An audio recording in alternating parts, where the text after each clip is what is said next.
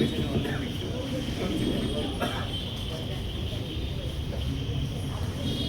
الله الرحمن الرحيم. نحمده ونصلي على رسوله الكريم، أما بعد. أعوذ بالله من الشيطان الرجيم. بسم الله الرحمن الرحيم. وما أرسلناك إلا رحمة للعالمين. صدق الله العظيم.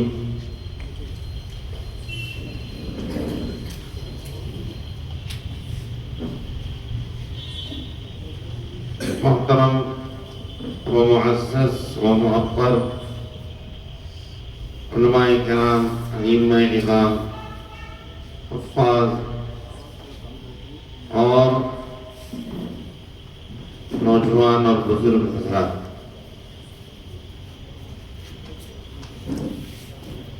جس طرح اللہ کے ذکر سے دلوں میں روشنی پیدا ہوتی ہے، اللہ کی رحمت کو توجہ ہوتی ہے، تو اسی طرح ذکر رسول سے بھی دلوں میں روشنی پیدا ہوتی ہے اور محبت کو جلا ملتا ہے اور اللہ کی خاص رحمت نازل ہوتی ہے۔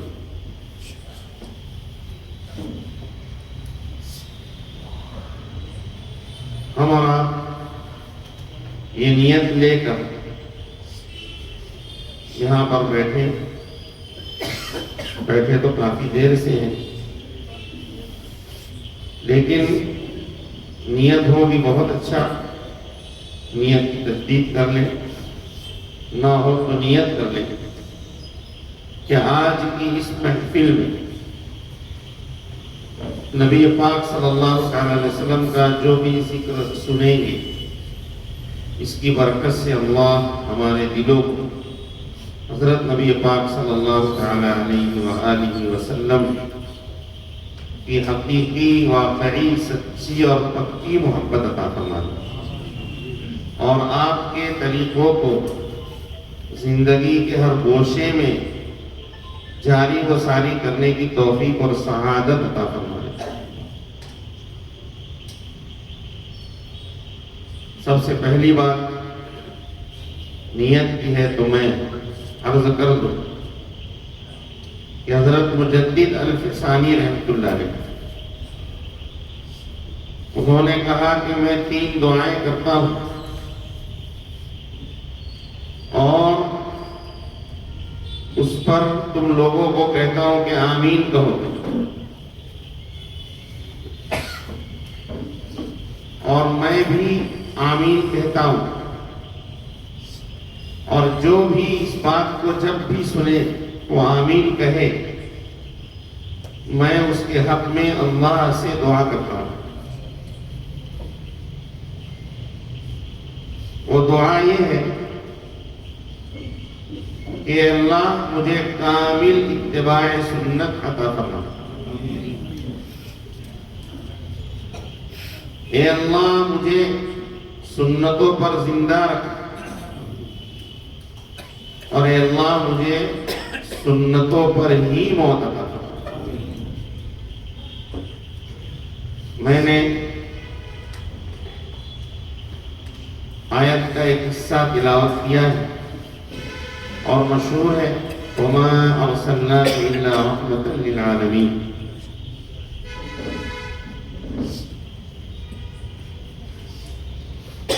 کہ اللہ کے نبی علیہ السلام، ہم نے آپ کو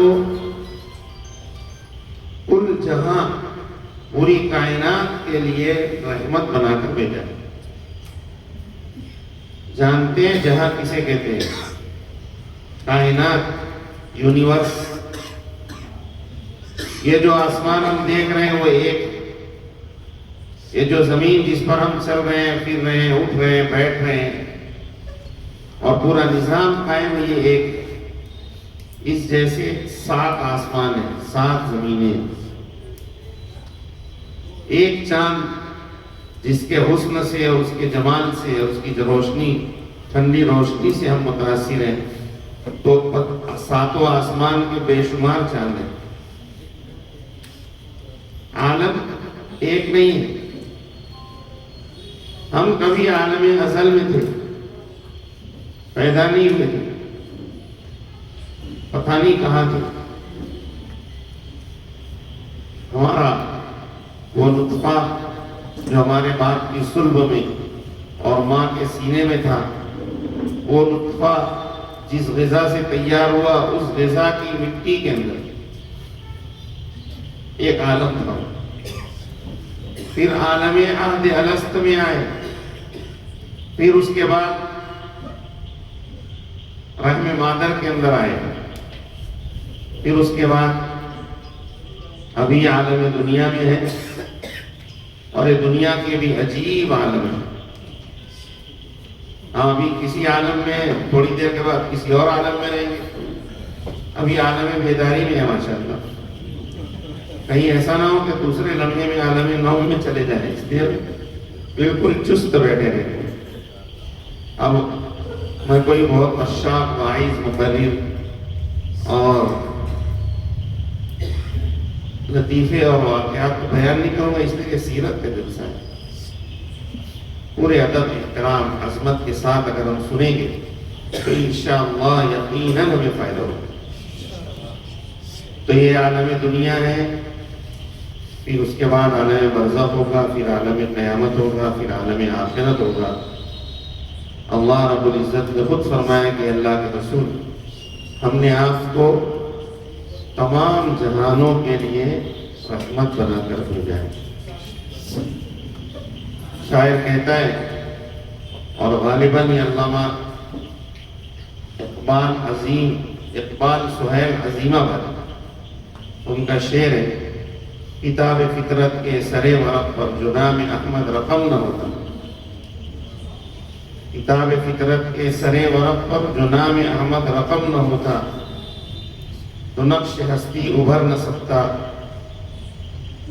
وجود لوح و قلم نہ ہوتا. زمین نہ ہوتی، فلک نہ ہوتا، عرب نہ ہوتا، عجم نہ ہوتا. زمین نہ ہوتی، فلک نہ ہوتا، عرب نہ ہوتا، عجم نہ ہوتا. یہ محفل کن فکا نہ ہوتی، یہ محفل کن فکا نہ ہوتی، جو وجود امام امم نہ ہوتا. اس میں اس حقیقت کا اظہار ہے کہ سب سے پہلے اللہ رب العزت نے نور محمدی اور حقیقت محمدی کو پیدا کیا، جیسا کہ حضرت شاہ ولی اللہ دہلوی رحمۃ اللہ علیہ کی تحقیق ہے. اس وجہ سے کہا جا سکتا ہے کہ حضرت آدم علیہ نبینا علیہ الصلوۃ والسلام جس وقت پانی اور مٹی کے درمیان میں تھے، آپ کے جسد خاکی میں ابھی روح پھونکی نہیں گئی تھی. مطلب یہ ہے کہ دنیا میں انسان کا وجود اس جسم و جان کے ساتھ آیا نہیں تھا، اس سے پہلے نبی پاک صلی اللہ علیہ وسلم کی حقیقت اور آپ کا نور تیار ہو چکا تھا. اس لیے حقیقت میں آپ مقدم ہیں اور ظاہری جسم اور بدن کے اعتبار سے سب سے مؤخر انبیاء میں. اس لیے کہ ابتدا بھی آپ سے ہوئی اور انبیاء کے سلسلے کا اختتام بھی آپ ہی سے ہوا. حضرت مولانا قاسم نانوتوی رحمۃ اللہ علیہ نے اسی حقیقت کو واضح کیا، صاف ظاہر کر کے بتایا کہ سب سے پہلے مشیت کے انوار سے نقش روئے محمد بنایا گیا، پھر اسی نقش سے مانگ کر روشنی بزم کونوں مکا کو سجایا گیا. وہ محمد بھی احمد بھی محمود بھی، وہ محمد بھی احمد بھی محمود بھی، اس نے فطرت کا شاہد بھی مشہود بھی، علم و حکمت میں وہ غیر محدود بھی، ظاہراً انگلیوں میں اٹھایا گیا. حضرت عائشہ رضی اللہ تعالیٰ عنہا سے کسی نے پوچھا کہ نبی علیہ الصلوۃ والسلام کے اخلاق کیا تھے، مشہور بات ہے. تو حضرت عائشہ رضی اللہ تعالیٰ عنہا نے جواب دیا، کان خلقہ القرآن. تو کہنے والے نے کہا ہے کہ نبی رحمت ہیں، کہ قرآن رحمت ہے، نبی رحمت للعالمین ہے۔ قرآن علم ہے، نبی عمل ہے۔ قرآن قال ہے تو نبی حال ہے۔ قرآن اجمال ہے تو نبی تفصیل ہے۔ قرآن متن ہے تو نبی اس کی تشریح ہے۔ قرآن ذکر ہے، قرآن ذکر ہے تو نبی مذکر ہے۔ قرآن نصیحت ہے تو نبی ناصح ہے۔ قرآن واعظ ہے تو نبی واعظ ہے۔ اور قرآن ہدایت ہے تو نبی ہادی ہے۔ اور قرآن نور ہے تو نبی سراج منیرہ ہے۔ قرآن رحمت ہے تو نبی رحمت للعالمین ہے۔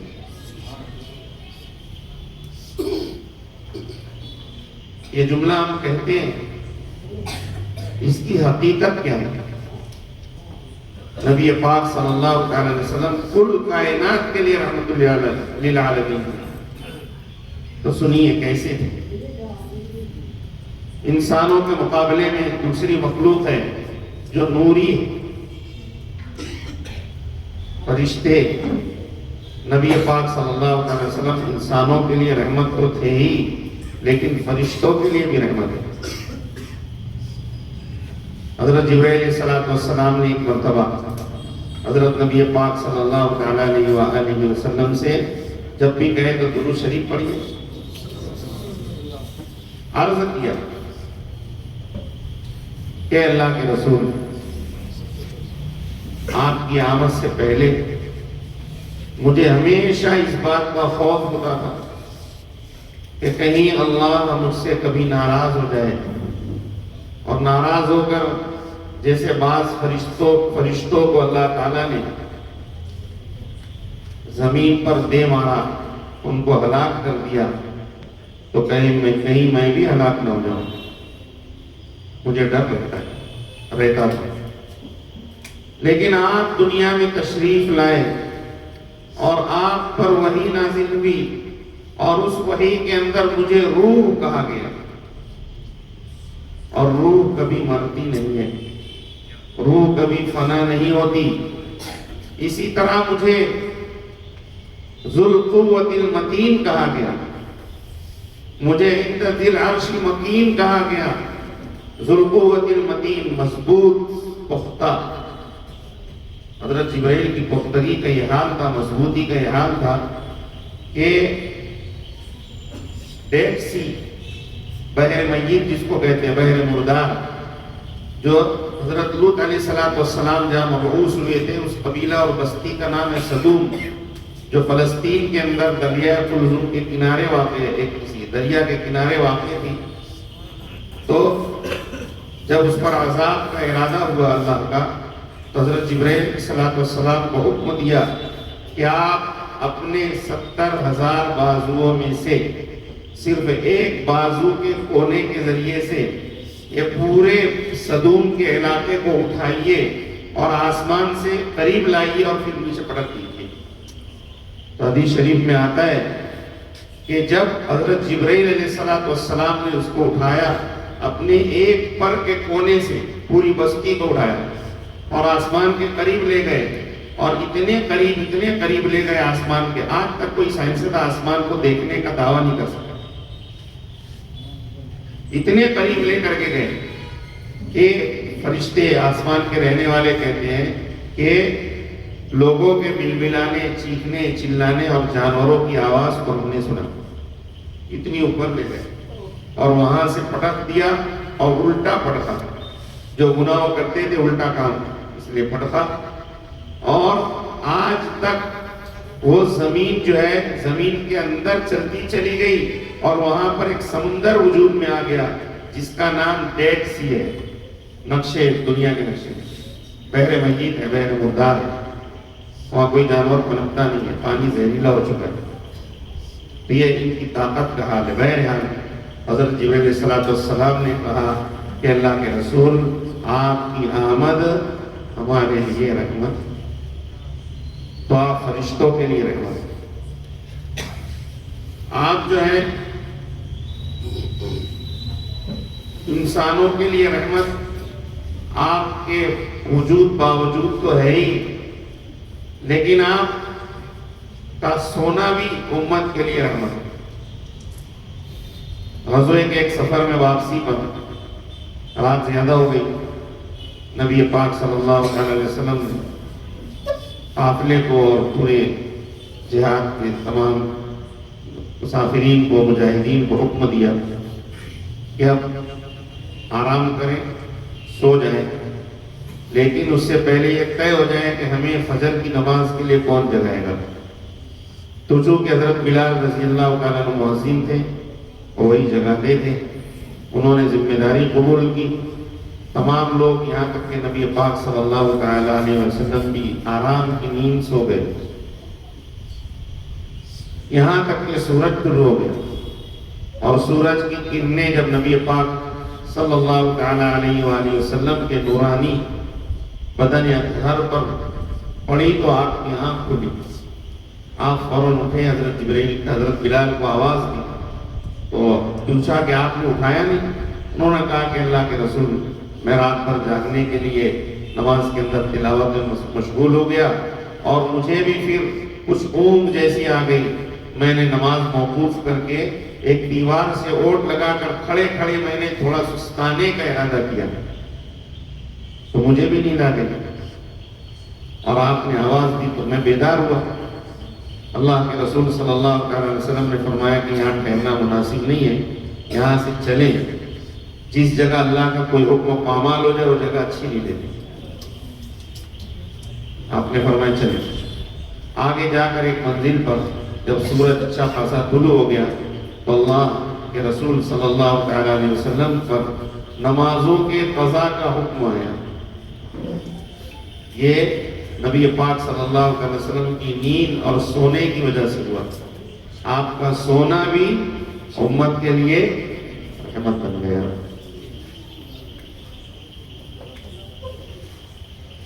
نبی پاک صلی اللہ علیہ وسلم کا بھولنا بھی امت کے لیے رحمت ہے۔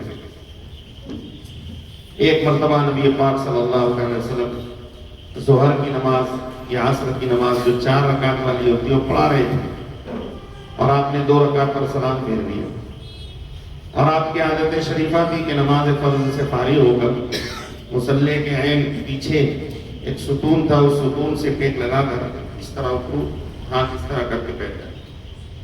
یہ آپ کے بیٹھنے کی خاص نیت ہے۔ آپ اس طرح سادگی کے ساتھ، تواضع، عاجزی کے ساتھ، یہ رکوع کہتے ہیں نا، ٹانگ اٹھا کر اور ہاتھ کا گھیرا ڈال کر کے بیٹھ گئے۔ آپ بیٹھ گئے، اور جب آپ اس طرح بیٹھتے تو صحابہ پر اتنا خوف طاری ہوتا کہ کوئی آپ سے بات نہیں کر سکتا۔ حضرت ابوبکر، عمر، بڑے بڑے جلیل القدر صحابہ میں کسی کی ہمت نہیں ہوئی کہ پوچھے کہ اللہ کے رسول یہ کیا ہوا، 2 رکعت سے ہوئی۔ ایک صحابی تھے جن کا نام ذوالیدین کا ہے، ذوالشمالین، دونوں نام آتے ہیں، بخاری شریف میں روایت ہے۔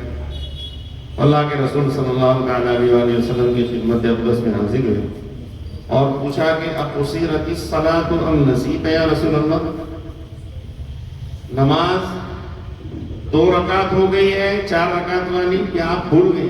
اللہ کے رسول صلی اللہ علیہ وسلم پوچھنے کا انداز بھی دیکھتے تھے، اور ہم لوگ تو امام صاحب ہے 2 رکعت پڑھا نہیں، کہاں تھی، کہاں گھوم رہے؟ نے کہا اللہ کے رسول 2 رکعت قصر ہو گئی ہے نماز، یہ آپ بھول گئے۔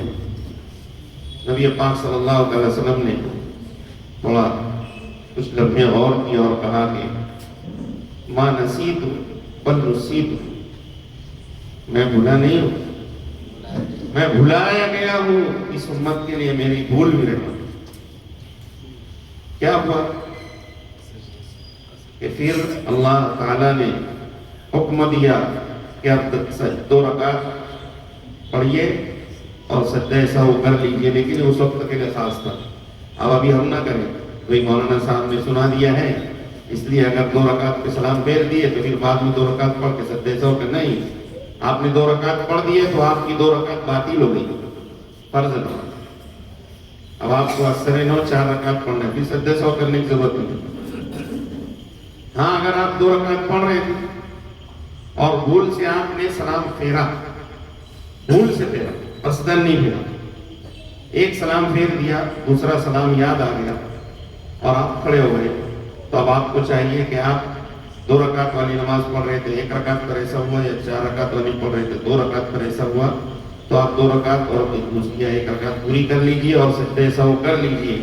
اگر امام صاحب کے ساتھ بھی ایسا ہوا ہے کہ بھئی امام صاحب نے 2 رکعت 4 رکعت پڑھی، آپ نے 2 رکعت پر اپنی 2 رکعت جو تھی اس پر بھول سے سلام پھیرا، خطاً سلام پھیرا، اور آپ کو دوسرے سلام میں یاد آ گیا، آپ نے دوسرا نہیں پھیرا، ایسی صورت کے اندر آپ جو ہے وہ رکعت پوری کر لیجئے، چاہے امام کے پیچھے، لیکن سجدہ سہو کریں گے تو نماز ہو جائے گی۔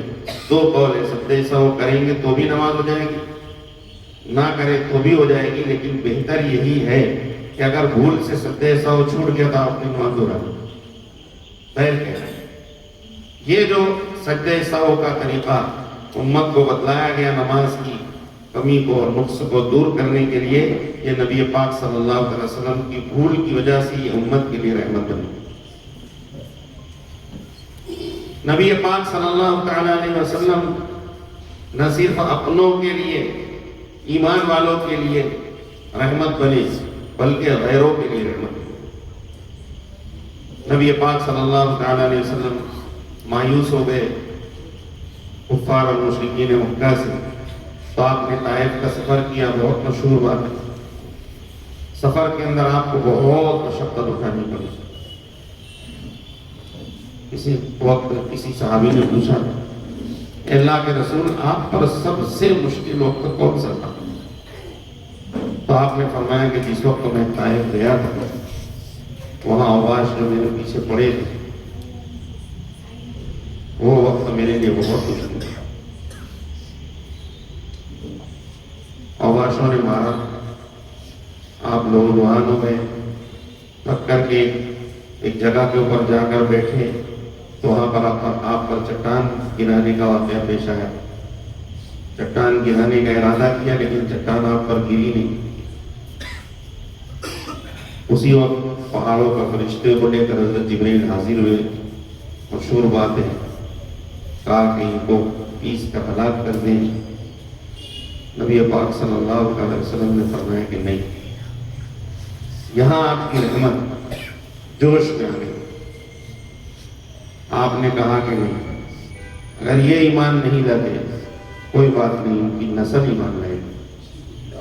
اور آج اسلام کا مرکز بنا ہوا طائف، اور نبی پاک صلی اللہ علیہ وسلم کے زمانے کے اندر بڑے بڑے اجلہ صحابہ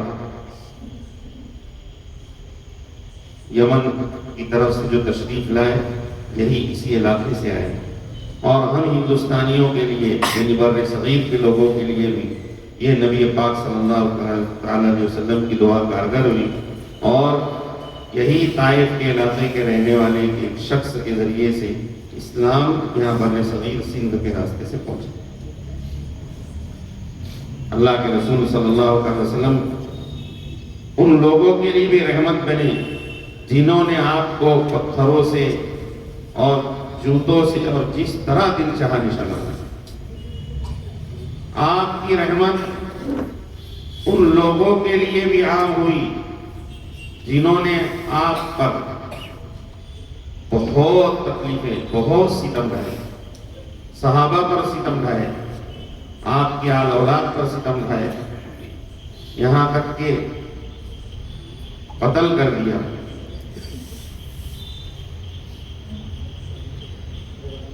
حضرت سمیہ رضی اللہ تعالیٰ عنہ کا قتل کیا، حضرت خباب بن الارت پر، حضرت بلال پر وحشیانہ مظالم کھائے۔ خود نبی پاک صلی اللہ علیہ وسلم کے پاکیزہ اور طاہر و مطہر جسد کے اوپر اونٹ کی اوجڑی لا کر کے رکھی گئی۔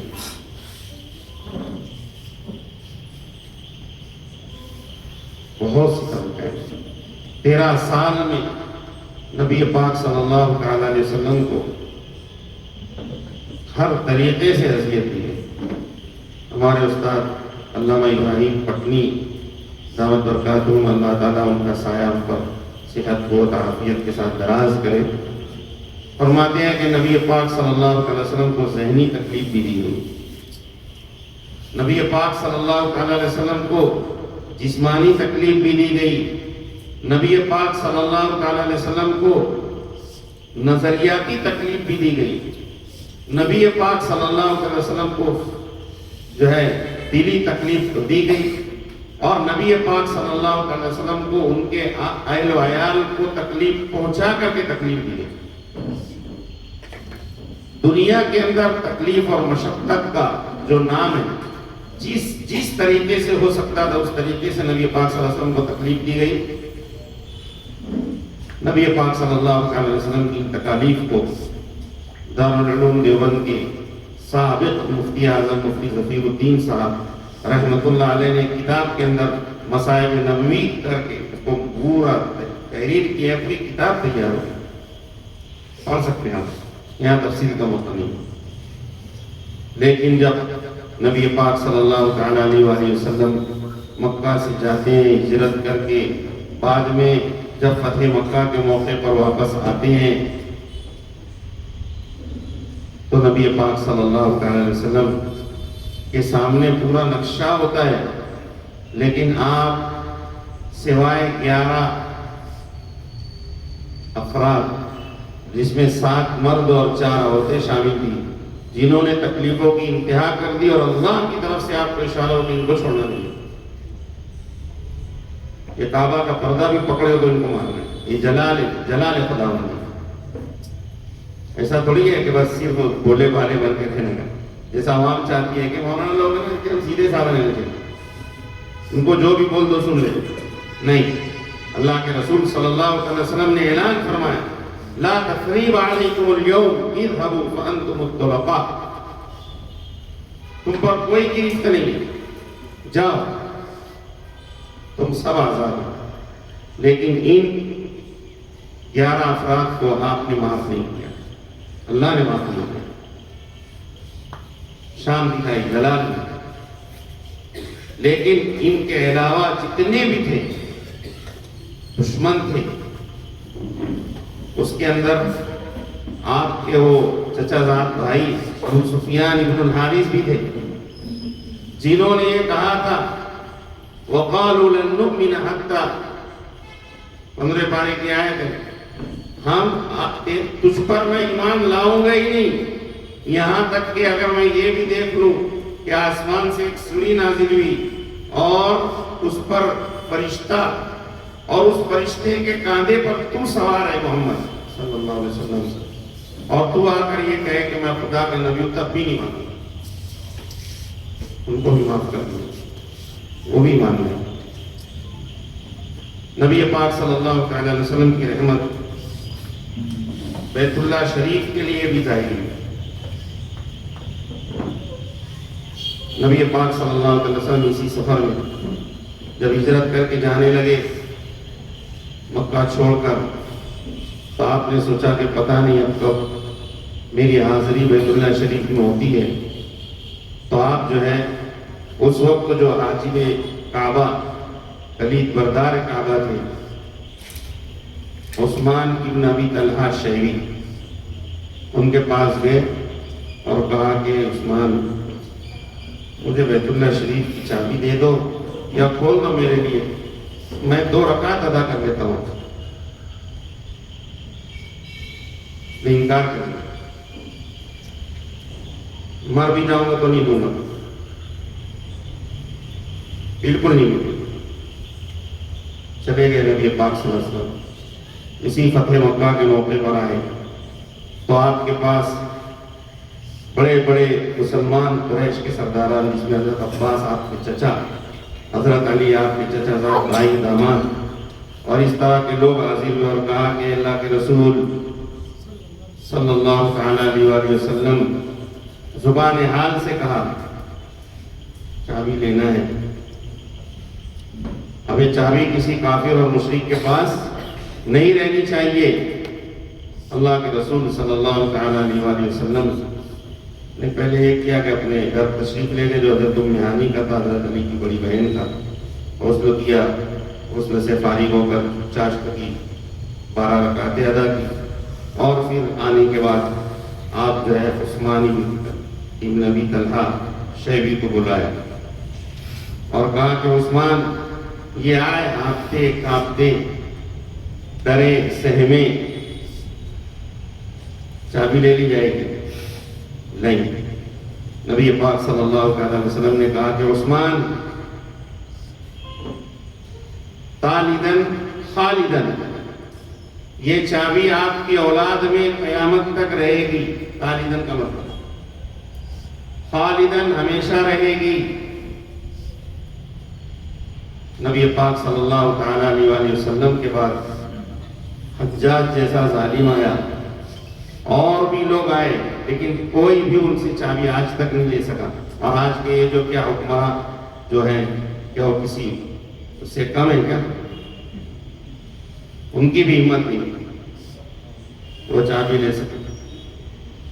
اللہ کے رسول چاہتے تو چابی ان سے لے لیتے، اور بیت اللہ شریف کو اپنی ملکیت سمجھ کر اپنے پاس یا اپنے کسی معتمد کے پاس رکھتے، لیکن آپ نے ایسا نہیں کیا۔ یہاں بھی اللہ کی رحمت، اللہ کے رسول صلی اللہ علیہ وسلم کا رحمت للعالمین ہونا ظاہر ہوا۔ جنات کے لیے بھی آپ رحمت ہیں۔ انسان، جنات پہلی مخلوق ہے جو زمین پر پیدا کی گئی، اور اللہ کا ارادہ یہ ہوا کہ زمین پر ان کو پیدا کرے تاکہ زمین کا نظام یہ چلائے، لیکن انہوں نے سرکشی، جس کی وجہ سے پھر انسان تخلیق ہوئی، پھر چلتا رہا سلسلہ۔ نبی پاک صلی اللہ تعالیٰ علیہ وآلہ وسلم تشریف لائے، اس وقت بھی ان کی سرکشیاں رہی، یہاں تک کہ یہ آسمان دنیا پر پہنچ جاتے تھے، اور وہاں سے وحی کا وہ نزول ہوتا تھا، یا کوئی بات اللہ تعالیٰ آسمان دنیا کے فرشتوں کے ذریعے سے تکوینی نظام کے یا تشریعی نظام کے تعلق سے دنیا میں پہنچانا چاہتے تھے، تو یہ ان فرشتوں سے باتیں سن لیتے تھے، یعنی 100 بات میں سے ایک بات سن لیتے تھے، اور وہ جادو وغیرہ کے ذریعے سے لوگوں تک پہنچا دیتے تھے، نجومیوں کے ذریعے سے۔ اللہ کے رسول صلی اللہ علیہ وسلم کی آمد پاک کے بعد یہ سلسلہ بند ہو گیا۔ یہ آسمان دنیا پر جانا چاہتے، لیکن شہاب ثاقب کے ذریعے سے ان کو گولے مار کر کے یا تو دور کر دیا جاتا، یا تو پھر یہ مر جاتا۔ تو ان لوگوں میں مشورہ ہوا کہ دنیا میں عجیب تغیر ہوا ہے، اس کی حقیقت تلاش کرو۔ چنانچہ الگ الگ گروہ بنائے گئے۔ نصیبین ایک مقام ہے مکہ مکرمہ سے قریب، تو وہاں کے جنات کا ایک گروہ اس علاقے کے اندر تفتیش کے لیے، تحقیق کے لیے نکلا۔ ایک دوسرے مقام پر نبی پاک صلی اللہ علیہ وسلم تہجد کی نماز میں قرآن کریم کی تلاوت فرما رہے تھے، وہ جنات وہاں سے گزرے، ان جنات نے قرآن سنا، ان کو بھلا معلوم ہوا، وہیں پر انہوں نے نبی پاک صلی اللہ علیہ وسلم سے اسلام کے بارے میں پوچھا، اور آپ سے اسلام لانے کی درخواست کی، ایمان لائے، اور پھر اپنی قوم کے اندر واپس جا کر انہوں نے قُلْ أُوحِيَ إِلَيَّ نَفَرٌ مِّنَ الْجِنِّ، جو قرآن کی پوری سورت نازل ہوئی، اس میں اس کیفیت کو اس کو بیان کیا گیا ہے، اور پھر نبی پاک صلی اللہ علیہ وسلم کے بارے میں ان لوگوں نے بیان کیا، جس کی وجہ سے بہت بڑی تعداد کے اندر جنات اسلام کے اندر داخل ہوئے۔ نبی پاک صلی اللہ علیہ وسلم نے فرمایا کہ جنات کو اللہ نے تمہارا بھائی بنایا ہے۔ ابھی ڈرنا ہو کہ یہاں بھی ہوں گے، لیکن ڈرنے کی ضرورت نہیں، ان کی تعریف ہی ہو رہی ہے۔ چنانچہ اللہ کے رسول صلی اللہ علیہ وسلم نے فرمایا کہ یہ جو ہڈیاں ہیں جو تم کھا کر پھینک دیتے ہو، پرانے زمانے میں پانی نہ ہونے کی وجہ سے اس سے استنجا کرتے تھے۔ اللہ کے رسول صلی اللہ علیہ وسلم نے فرمایا کہ ان لوگوں کو جنات کی غذا اللہ تعالیٰ نے ہڈیوں کو بنایا ہے، ہم جو ہڈیاں کھا کر پھینک دیتے ہیں اس پر اللہ گوشت چڑھا دیتے، جنات کھا لیتے۔ جنات کے لیے بھی اللہ کے رسول صلی اللہ تعالیٰ علیہ وسلم رحمت ہے، جانوروں کے لیے اللہ کے رسول صلی اللہ تعالیٰ علیہ وسلم رحمت ہے۔ بہت مثالیں ہیں۔ ایک مثال، آپ نے جانوروں کے بارے میں کہا کہ ان کو کرسی مت بناؤ، ایسے ہماری عادت ہے نا، ٹو ویلر پر ہیں، بات کرنے کے لیے کھڑے ہوئے سواری میں، آپ نے فرمایا کہ یہ سواری جانور تمہارے لیے کرسی مت نہیں ہے، کرسی مت بناؤ، ان کو تکلیف ہوتی ہے، ان کو پیٹ بھر چارہ دو، اور ان سے ان کی طاقت سے زیادہ کام مت لو۔ ایک مرتبہ نبی پاک صلی اللہ تعالیٰ علیہ وآلہ وسلم خدمت اقدس میں ایک اونٹ بل بلاتے ہوئے حاضر ہوا، بل بلا رہا ہے، رو رہا ہے، یہاں تک کہ آ کر کے نبی پاک صلی اللہ علیہ وسلم کے ہاتھوں میں اس نے اپنی گردن دے دی، آپ کی دست مبارک۔ آپ نے اس پر ہاتھ پھیرتے ہوئے کہا کہ کیا بات ہے؟ تو اس نے اپنی زبان میں کہا، نبی پاک صلی اللہ تعالیٰ علیہ وسلم کو اس کی زبان سمجھ میں آ گئی معجزے کے طور پر۔ نبی پاک صلی اللہ تعالیٰ علیہ وسلم نے فرمایا کہ اس کا مالک کہاں ہے؟ بلایا گیا، کہا کہ تم اس سے زیادہ کام لیتے ہو، تمہاری شکایت کر رہا ہے، اور اس کو چارہ پانی بھی کم دیتے ہو، کام بہت لیتے ہو، آئندہ سے اس کا خیال رکھو۔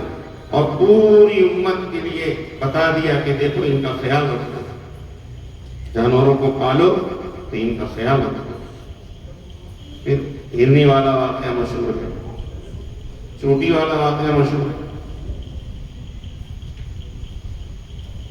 اس طرح صحابہ کرام نے جہاد میں چونٹیوں کے گھر کو جلا ڈالا اور وغیرہ، اس کی تفصیل ہے، وقت اتنا زیادہ نہیں۔ تو جانوروں کے لیے بھی نبی پاک صلی اللہ تعالیٰ علیہ وسلم رحمت ہے، اور شاعر نے اسی کو بیان کرتے ہوئے فرمایا ہے کہ جو عاصی کو کملی میں اپنی چھپا لے، جو عاصی کو کملی میں اپنی چھپا لے، جو زخم کھا کر بھی دشمن کو دعائیں دے، اسے اور کیا نام دے گا زبانہ، یہ رحمت نہیں ہے تو پھر اور کیا ہے؟ نبی پاک صلی اللہ تعالیٰ علیہ وسلم کی ذات رحمت تھی نباتات کے لیے، نباتات کے لیے۔ آپ نے فرمایا کہ جو شخص کوئی پودا اگائے، اس کو درخت بنائے، پانی سینچتا رہے یہاں تک کہ وہ درخت بن جائے، جس کی وجہ سے لوگ سایہ حاصل کریں، تو جب تک یہ درخت قائم رہے گا اس درخت کے لگانے والے کو اجر ملتا رہے گا۔ اور فرمایا کہ کھڑی گھاس جو ہے اس کو اکھاڑو مت، اور تم کسی درخت کے نیچے استنجا مت کرو کہ اگر کوئی اس سے سایہ حاصل کرنا چاہے جس کی وجہ سے تم نے استنجا کر دی اور سایہ حاصل نہ کر سکے۔ اور بھی احکام دیے نباتات کے لیے، تو اللہ کے رسول صلی اللہ تعالیٰ علیہ وآلہ وسلم کی ذات نباتات کے لیے بھی رحمت ہے۔ اللہ کے رسول صلی اللہ تعالیٰ علیہ وسلم کی ذات معاشرے کے ہم جو انسان ہیں ان کے لیے بھی رحمت۔ سب سے پہلے ذکر کرتے ہیں والد کا، کہ اللہ کے رسول صلی اللہ علیہ وسلم کی ذات والد کے لیے بھی رحمت ہے۔ آپ نے فرمایا کہ ماں کے قدموں کے نیچے جنت ہے اور والد جنت کا دروازہ ہے۔ آپ نے یہ بھی ارشاد فرمایا کہ رضا اللہ فی رضا الوالد و سخط اللہ فی سخط الوالد۔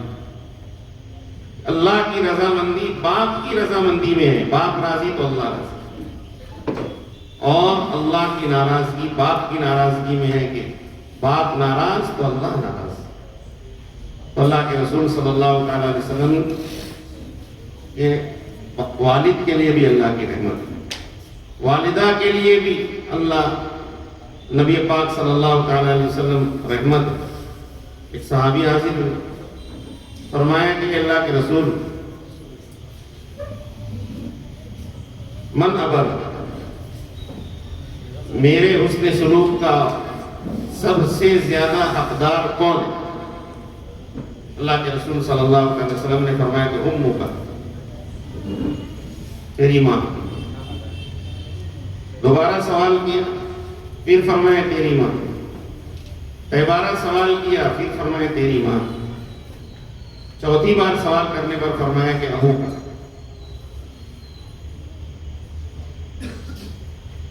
سوال یہ پیدا ہوتا ہے کہ آپ نے 3 مرتبہ ماں کا نام لیا، ماں کے حقوق کو بیان کیا۔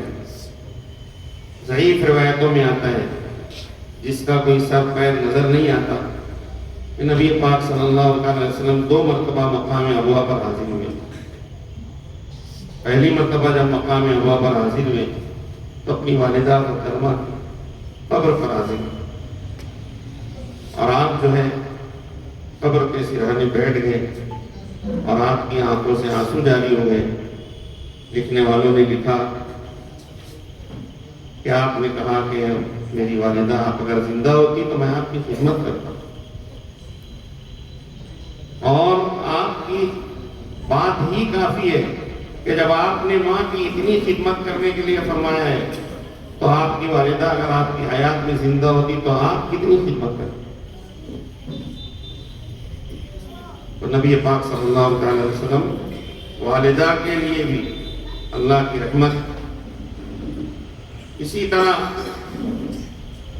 والدین کے اوپر محبت کی ایک نگاہ کوئی ڈالے۔ اللہ کے رسول صلی اللہ علیہ وسلم نے فرمایا کہ یہ حج اور عمرے کا ثواب رکھتی ہے، یہ انعامی ثواب ہے، اصلی ثواب کو کرنے سے ملتا ہے۔ اولاد کے لیے اللہ کے رسول صلی اللہ علیہ وسلم کی رحمت ہے۔ ایک مرتبہ آپ جو ہے حضرات حسنین میں سے کسی ایک کو گود میں اٹھائے گئے تھے اور آپ ان کی پیشانی کا اور رخسار کا بوسہ لے رہے تھے۔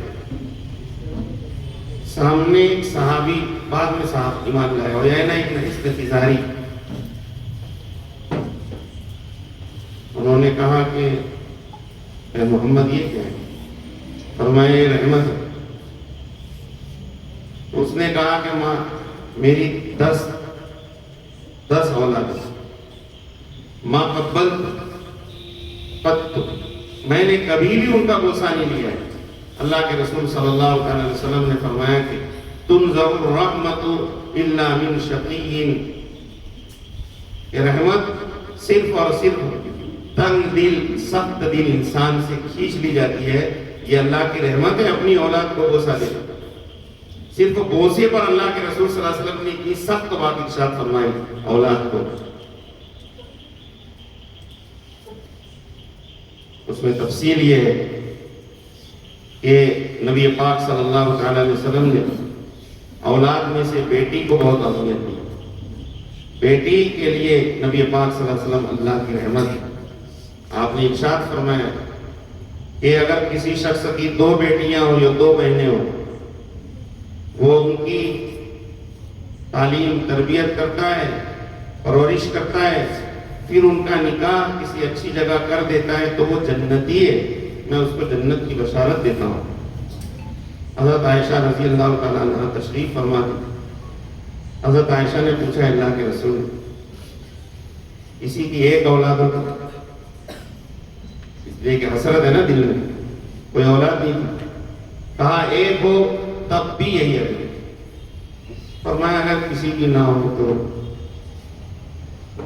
وہ اپنی حسرت کیسے پوری کرے گا، ثواب کیسے حاصل کرے گا؟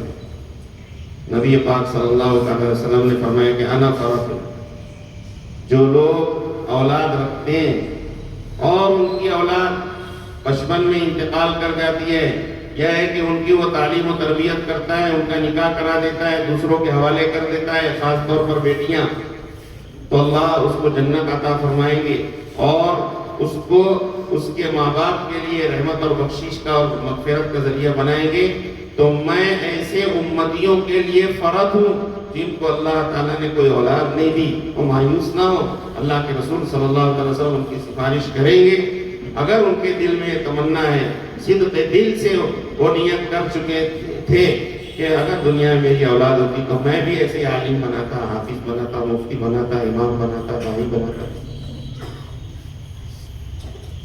اللہ کے رسول اس کے لیے اجر بنے گے۔ بیٹی کے لیے اللہ کے رسول صلی اللہ علیہ وسلم رحمت تھے۔ مشہور واقعہ ہے، مختصراً عرض کر دیتا ہوں۔ ایک صحابی نبی پاک صلی اللہ علیہ وسلم کی خدمت اقدس میں حاضر ہوتے ہیں تو ایک بچی ان کی گود میں ہوتی ہے۔ نبی پاک صلی اللہ علیہ وسلم نے ایک دن پوچھا کہ اس بچی کو لے کر آتے ہو، بہت محبت ہے اس بچی سے؟ آپ نے فرمایا ہاں، اور اس کا بوسہ لیتے رہے، اس کو پیار کرتے رہے۔ فرمایا اللہ کے رسول آپ پوچھتے نہیں کہ میں کیوں کرتا ہوں اس کے ساتھ ایسا؟ اللہ کے رسول صلی اللہ علیہ وسلم نے فرمایا کیوں کرتے ہو؟ فرمایا کہ آپ کی تشریف آوری نہیں ہوئی تھی میں جہالت میں، کفر اور شرک میں، گمراہی میں زندگی گزار رہا تھا۔ اللہ تعالیٰ نے میری بیوی کو حمل سے نوازا۔ مجھے سفر پر جانا تھا۔ میں سفر پر جانے سے پہلے میں نے اپنی بیوی کو کہا کہ اگر بیٹی ہوئی تو اس کو زندہ مت رکھنا، جیسا کہ رواج تھا۔ چنانچہ میری بیوی کو حمل جب یہ ہوا، تولد ہوا، تو وہ بیٹی ہی تھی۔ اس کا دل نہیں چاہا کہ اس بیٹی کو زندہ درگور کرے، تو اس نے اپنی بہن کو میری بیٹی دے دی۔ وہ اپنی خالہ کے یہاں پلتی رہی، اور جب وہ بڑی ہو گئی تو چونکہ میرا بھی رشتہ تھا سسرالی، اس لیے وہ بچی ہمارے گھر بھی آتی تھی، لیکن مجھے عجیب انسیت ہو گئی، محبت ہو گئی۔ میں اس بچی کو کھلاتا پلاتا، تفریح کرانے کے لیے لے جاتا۔ وہ مجھے ابا ہی کہہ کر کے پکارتی تھی، والدی کہہ کر کے پکارتی تھی۔ میرا بھی جی خوش ہوتا تھا، لیکن ایک دن مجھے شک ہو گیا۔ میں نے میری بیوی سے پوچھا کہ ہمارا بھی کوئی عمل تھا آپ کا سفر پر جانے سے پہلے، اس عمل کا کیا ہوا؟ تو ان کی بیوی نے کہا کہ ارے وہ تو ماضی کی بات ہو گئی۔ انہوں نے کہا کہ نہیں، بتائیے کیا ہوا اس کا؟ فرمایا کہ یہ جو بچی ہے اس سے آپ کو محبت ہے۔ انہوں نے کہا کہ بہت محبت ہے۔ کہا کہ یہی ہے وہ بچی۔ اتنا سننا تھا کہ زمانہ جاہلیت کی رگیں غیرت ان کے اندر پھڑک گئی، اور اس گناہ کے لیے وہ آمادہ ہوئے۔ پھر انہوں نے اس کو لے جا کر زندہ درگور کر دیا، اور اس کے بعد وہ کہتے ہیں کہ میں کوئی رات چین سے سو نہیں سکا۔ جب بھی سوتا اس بچی کی آواز آتی، اے چچا جان، اے ابا جان، یہ کیا کر رہے ہو؟ چین سے میں سو نہیں سکا۔ پھر آپ کی تشریف آوری ہوئی، میں اسلام لانے سے مشرف ہوا۔ میرے دل میں آپ کے ارشادات کی وجہ سے بیٹی کی اہمیت پیدا ہوئی۔ تو اب اس بیٹی کو تو میں نے زندہ درگور کر دیا تھا، لیکن اپنے دل کی تسکین کے لیے اور آپ کی بات پر عمل کرنے کے لیے، یہ وہ اسی میری بیوی کی بہن کی بچی ایک دوسری ہے جو چھوٹی ہے، جس کو میں لے کر ہر وقت اپنے پاس رکھتا ہوں، اس سے پیار کرتا ہوں، تاکہ کچھ میرے دل کے اندر ٹھنڈک پیدا ہو۔ اور میں یہ چاہتا ہوں اللہ کے رسول صلی اللہ علیہ وسلم مجھ سے وہ جو گناہ صادر ہوا ہے اس کا کچھ کفارہ ہو جائے۔ بیٹی کے لیے نبی پاک صلی اللہ علیہ وسلم رحمت، اسی طرح شوہر کے لیے رحمت۔ بعض مرتبہ زمانہ جاہلیت کے اندر یہ تھا کہ خاوند کی موت کے بعد جو ہے بیوی کو منحوس سمجھا جاتا تھا، لیکن نبی پاک صلی اللہ علیہ وسلم نے شوہر کی اہمیت سمجھائی، اور جیسا کہ اردو کے ایک بہت لفظ ہے مجازی خدا، کہ شوہر کی خدمت، شوہر کی اطاعت، اور اسی طرح اس کی امانت کی حفاظت پر اللہ تعالیٰ نے بیوی کو جنت کی خوشخبری سنائی۔ اسی طرح بیوی کے لیے بھی اللہ کے رسول صلی اللہ علیہ وسلم رحمت، شوہر کو بیوی کے حقوق کی ادائیگی سکھلائی۔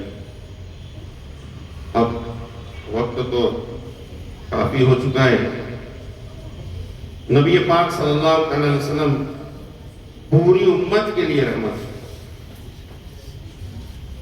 آتا ہے روایتوں میں ہر نبی کو ایک مخصوص دعا دی گئی جس کا قبولیت کا اللہ تعالیٰ نے وعدہ فرمایا، ہر حال وہ قبول کی گئی۔ نبی پاک صلی اللہ علیہ وسلم کی ارشاد کے بعد کسی نے آپ سے پوچھا کہ آپ کو بھی وہ دعا ملی تو آپ نے اس کو کس کے لیے استعمال کیا؟ نبی پاک صلی اللہ علیہ وسلم قربان جائیے، آپ نے کہا کہ میں ابھی اس کو استعمال نہیں کروں گا، میں میدان محشر میں اس دعا کو استعمال کروں گا اپنی امت کی بخشش کے لیے۔ امت، پوری امت کے لیے آپ رحمت۔ اسی طرح پوری امت کے گنہگاروں کے لیے آپ رحمت۔ ہر گنہگار اپنے آپ کو گنہگار سمجھتا ہے، ایمان کے ساتھ اگر رخصت ہوا میدان محشر میں ایمان والا ہونے کی حالت میں حاضر ہوگا، اپنے گناہ کی وجہ سے ہانپ رہا ہوگا، کانپ رہا ہوگا اور بہت ہی زیادہ پریشان ہوگا۔ اللہ کے رسول صلی اللہ علیہ وسلم کو اللہ تعالیٰ نے 2 اختیارات دیے یا دیں گے قیامت میں کہ اے میرے حبیب، آپ اگر چاہیں تو آپ کی آدھی امت کو بخش دیا جائے، آدھی کو جہنم میں ڈال دیا جائے، اور اگر آپ چاہیں تو آپ کو میں اختیار دیتا ہوں کہ آپ جس امتی کے لیے بخشش کی دعا کریں گے اس امتی کو میں جنت میں داخل کروں گا اور اس کی بخشش کروں گا۔ اللہ کے رسول صلی اللہ علیہ وسلم نے شفاعت کو چنا، فاخترت الشفاعت۔ ایک شاعر کہتا ہے الم یرضیک الرحمن فی سورۃ الضحیٰ، الم یرضیک الرحمن فی سورۃ الضحیٰ حاشاک ان ترضیٰ وفینا معذب۔ سورہ الضحیٰ کے اندر اللہ تعالیٰ نے نبی پاک صلی اللہ علیہ وسلم کو یہ کہا کہ اللہ کے رسول، ہم آپ کو اتنا دیں گے کہ راضی کر دیں گے، تو مجھے امید ہے کہ ہم عذاب میں ہوں گے، اللہ کے رسول صلی اللہ علیہ وسلم اس پر راضی ہوں گے کہ ہم عذاب سے نکل جائیں۔ تو بہرحال یہ ربیع الاول کا مہینہ ہے۔ ربیع الاول کا مہینہ کوئی کچھ کرے، کچھ بھی کرے، ہمیں کچھ نہ کچھ تو کرنا چاہیے، اور اس کچھ کے اندر یہ ہے کہ نبی پاک صلی اللہ علیہ وسلم سے عہد محبت کی تجدید کرے، جس کو ہم بھول گئے اس کی تجدید کرے۔ عجب چیز ہے عشق شاہ مدینہ، عجب چیز ہے عشق شاہ مدینہ، یہی تو ہے عشق حقیقی کا سینہ، وہ معمور اس عشق سے جس کا سینہ، اسی کا ہے مرنا اسی کا ہے جینا۔ آخر میں ہم دعا کرتے ہیں کہ اے اللہ، فرشتہ جب ہماری روح قبض کرنے کے لیے آئے، ہمارے دماغ کو ٹٹولے اور جانچے پرکھے تو ہمارا دماغ علوم نبوت سے سرشار نظر آئے، ہمارے دل کا جائزہ لے تو ہمارا دل حضرت نبی پاک صلی اللہ علیہ وسلم کی محبت سے معمور نظر آئے، اور ہمارے اعضاء و جوارح کو دیکھے تو انوار سنت نبوی سے منور نظر آئے۔ اے اللہ، ہم سب کو اسی حالت میں موت عطا فرما۔ وآخر دعوانا الحمدللہ رب العالمین۔ سبحانك اللهم وبحمدك وتبارك اسمك وتعالى جدك ولا إله غيرك، اللهم صل وسلم وبارك على سيدنا مولانا محمد كما تحب وترضى عدد ما تحب وترضى۔ اے اللہ، ہم سب کے سب کو گناہوں کو معاف فرما، ہماری خطاؤں سے درگزر فرما۔ اے اللہ ہماری اور پوری امت کے لیے بخشش اور معافی کے فیصلے فرما۔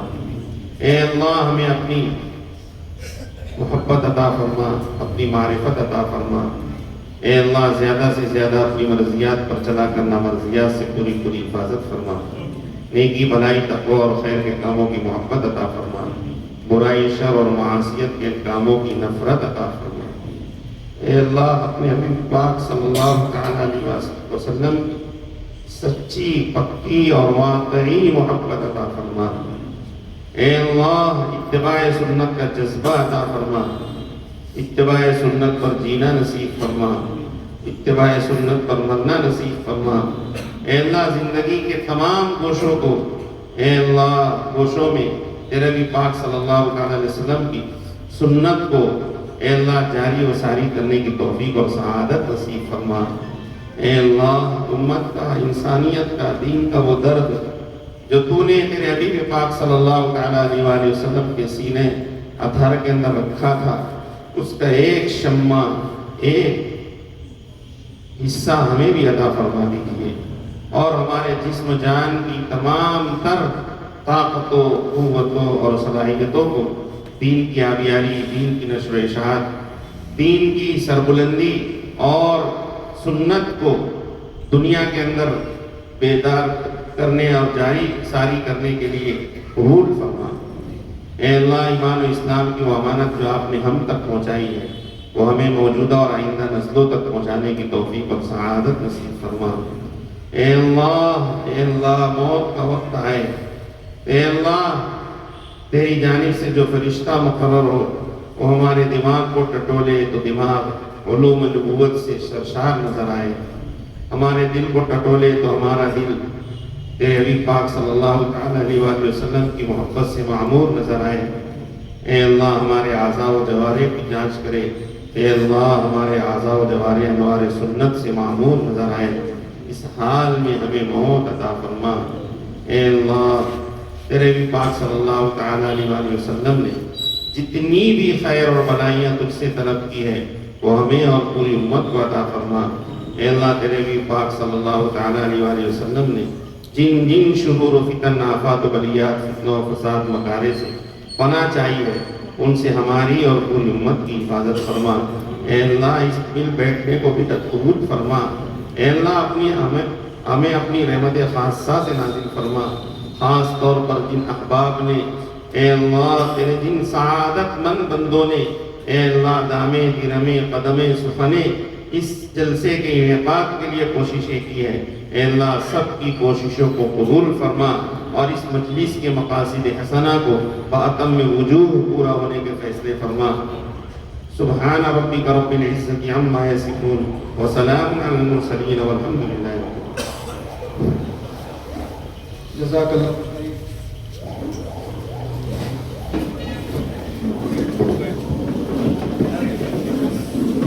بہت ہی سنجیدگی و متانت کے ساتھ یہ مجمع حضرت والا سے رحمت للعالمین صلی اللہ علیہ وآلہ وسلم کی رحمتوں کو سن رہا تھا۔ وقت نے وفا نہیں کی، لیکن اب وقت کا خیال کرتے ہوئے استنجا اور ضروریات سے آپ جلدی فارغ ہو۔ 5 منٹ کے بعد انشاءاللہ یہاں پر نماز ادا کی جائے گی، اس کے بعد یہیں پر کھانا انشاءاللہ ہوگا۔ آپ بڑا ہمت کر کے